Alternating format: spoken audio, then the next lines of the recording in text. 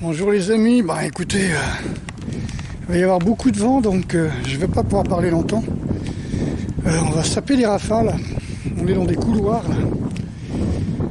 Alors vous avez vu, l'État veut récupérer 551 milliards d'euros pris sur les épargnes du livret A. Je comprends mieux pourquoi la caisse d'épargne me harcèle. Faut que je prenne un livret A. J'entendais à la radio ce matin Macron qui déclarait à tous ses hauts fonctionnaires, bah écoutez c'est simple, quand je prends une décision, vous l'appliquez. Je décide et vous exécutez quoi, en gros, pas réfléchir. Il appelle ça simplifier simplifier là, je sais plus comment on appelle ça, tu sais là, bam bam bam bam, tout ce qui descend comme ça. La chaîne des ordres, enfin bref, la chaîne de commandement, voilà. Voilà, on comprend mieux pourquoi le pins des Jeux Olympiques c'est un pigeon. On est des pigeons. Alors, vous n'avez pas vu les Parisiens, il y aura peut-être un confinement pendant les Jeux Olympiques. C'est-à-dire vous ne pourrez pas sortir de chez vous. Bon, bah vous venez chez moi. Vous venez, je fais des stages tout l'été. On verra ce que ça va donner. Alors je change. Vous avez vu qu'ils ont fait un article 4, là, délit d'opinion.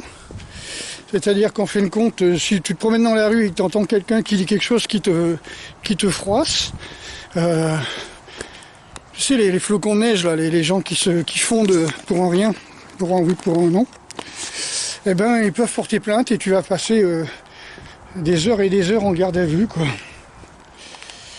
C'est ça, délit d'opinion. Parce que tu as des gens qui se sentent offensés, tu as des fragiles. Ensuite, j'ai vu un général qui disait que la capacité de l'armée française, c'était simplement 3 jours de combat sur un front de 80 km. Et Macron veut envoyer des hommes, donc déclarer la guerre à la plus grande puissance nucléaire.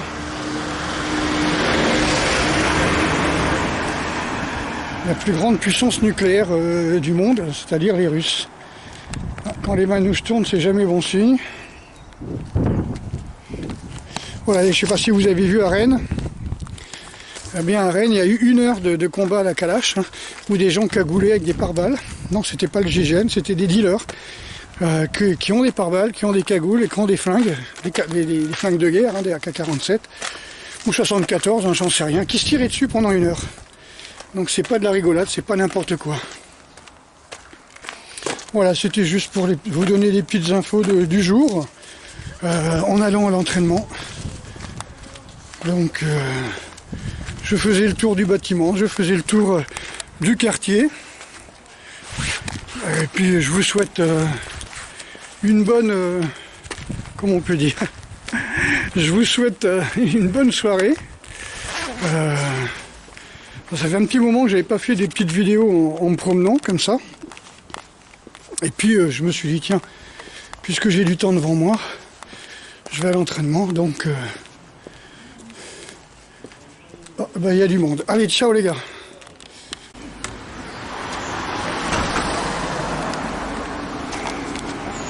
Bon les amis.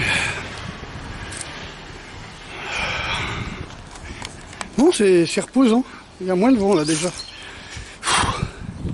Donc petite heure là, en full body comme j'adore. Est-ce que j'ai pas oublié mes gants? Bon, ben, je reviendrai, de toute façon je reviens demain. J'espère que vous n'avez pas vous laisser faire les amis.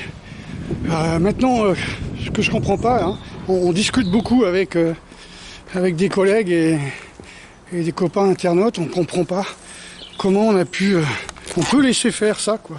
Bah, vous voyez comment, vous voyez que quand vous avez Macron qui dit qu'il va payer au mérite les préfets, bah, ça veut dire qu'il encourage les préfets à obéir sans réfléchir, sans se poser de questions. Alors évidemment, c'est les préfets qui vont être responsables, mais ils représentent l'autorité et la République, donc quelque part, tant pis pour eux. Voilà, ils ont juste un représentant. C'est donc la chaîne de commandement. Ils sont en bas de la chaîne de commandement avec la police, la gendarmerie, tout ça, quoi. Je trouve ça dommage. Je trouve ça dommage d'être obligé de... Où est-ce que je peux passer sans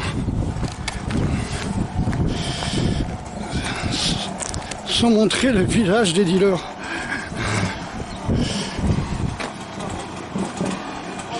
Donc je sais pas comment faire, les amis. Salut. C'est que je voudrais pas qu'ils aient des emmerdes à cause de moi. Voilà. Donc je peux intervenir dans le business.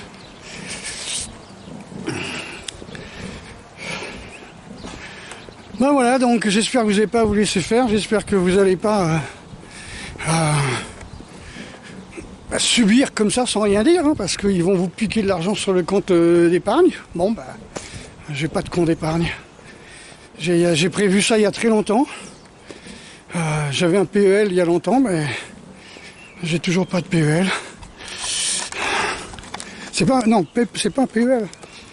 Les PEL, c'est plan d'épargne logement. C'est l'autre là pour les gens qui n'ont pas beaucoup d'argent là. Et qui ont un petit salaire, quoi. Mais ça revient au même, hein. Ça reste toujours de l'argent que tu mets quelque part, que tu ne peux pas utiliser, et qui est prêté par la caisse d'épargne à des institutions.